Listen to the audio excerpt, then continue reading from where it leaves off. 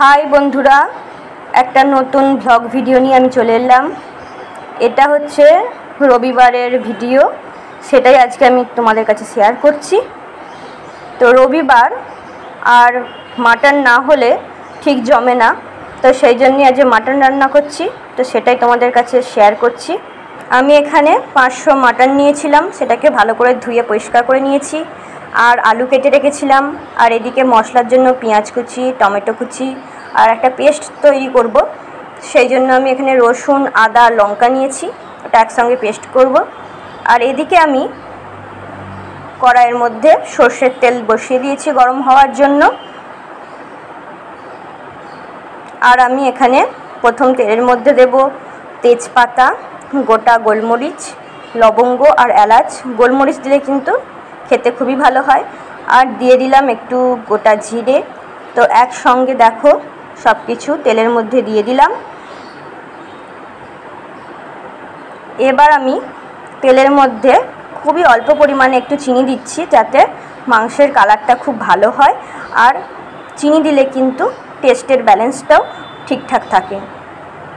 তো এবার আমি দিয়ে দিচ্ছি কুচো করে রাখা পেঁয়াজ। এখানে আমি বড় সাইজের 2টো পেঁয়াজ আমি এখানে দিয়েছি। রবিবার আর মাটনটা ঠিক না হলে ভালোই লাগে না।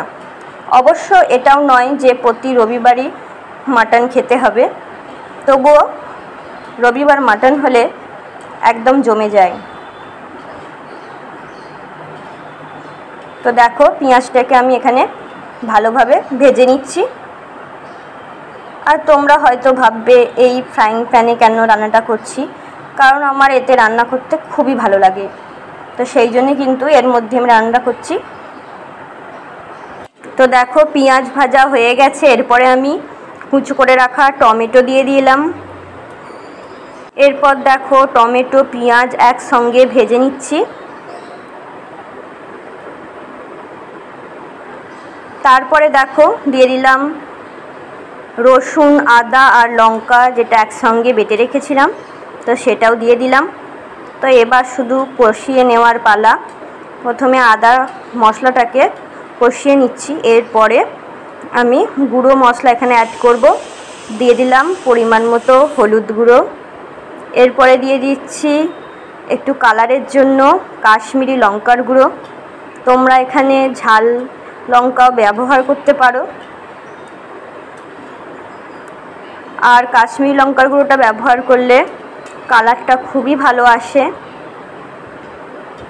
তো দেখো এবার মশলাটাকে খুব ভালোভাবে কষিয়ে নেব। তো মশলাটাকে ভালোভাবে কষিয়ে নিয়েছি। তো দেখো কত সুন্দর তেল বেরিয়েছে। এবারে আমি দিয়ে দিচ্ছি খাসির মাংসটা। একদম রেয়াজি খাসি আছে, এটা চর্বি চর্বি খাসি, আমার খুবই প্রিয়। তো দেখো এবার মাংসর সঙ্গে মশলাটা একসঙ্গে ভালোভাবে কষিয়ে নিচ্ছি। আর খাসির মাংস কষাতে কিন্তু অনেকটা সময় লাগে, অনেকক্ষণ ধরে কিন্তু আমি চাপা দিয়ে দিয়ে মাংসটাকে কষিয়ে নেব। তো এবার আমি চাপা দিয়ে দিলাম। তো দেখো অনেকটা জল বেরিয়েছিল মাংস থেকে, সেটাও আমি ভালোভাবে কষিয়ে কষিয়ে অনেকটাই কমিয়ে দিয়েছি। তো এখনও কিন্তু অনেকটাই কষাতে হবে। যত মাংস কষাবো ততই কিন্তু মাংসের টেস্ট অনেক বেশি আসবে। আর আমি কিন্তু আজকে এই মাংসের রেসিপিটাই তোমাদের সঙ্গে শেয়ার করছি। তো দেখো মাংসটা একদম সুন্দরভাবে কষানো হয়ে গেছে। আর কত সুন্দর একটা কালার এসেছে।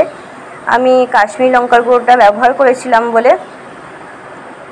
এবার আমি প্রেসার কুকারের মধ্যে মাংসটা দিয়ে দিচ্ছি। প্রেসার কুকারের মধ্যে দিলে মাংসটা খুব ভালোভাবে সেদ্ধ হয়ে যায়। আর যেহেতু এতটা গরম, তো বেশি করে একটু সেদ্ধ করেই মাংসটা করব। তো দিয়ে দিলাম পরিমাণ মতো লবণ। আর দিয়ে দিলাম গরম জল। মাংসের মধ্যে কিন্তু আমি সব সময় গরম জল ব্যবহার করি, যাতে টেস্টটা ঠিকঠাক থাকে। এবার দেখো ভালো করে একটু নেড়ে দিলাম, কারণ হচ্ছে আমি লবণটা শেষে দিয়েছি। এবার আমি দিয়ে দিচ্ছি গরম মশলা গুঁড়ো। তোমরা পরেও ব্যবহার করতে পারো, আমি কিন্তু এই সময় দিয়ে দিই। এবার আমি প্রেসার কুকারের মুখটা বন্ধ করে দিলাম। তো দেখো 5টা সিটি দেওয়ার পরে আমি নামিয়ে নিয়েছি, আর কত সুন্দরভাবে মাংসটা হয়েছে।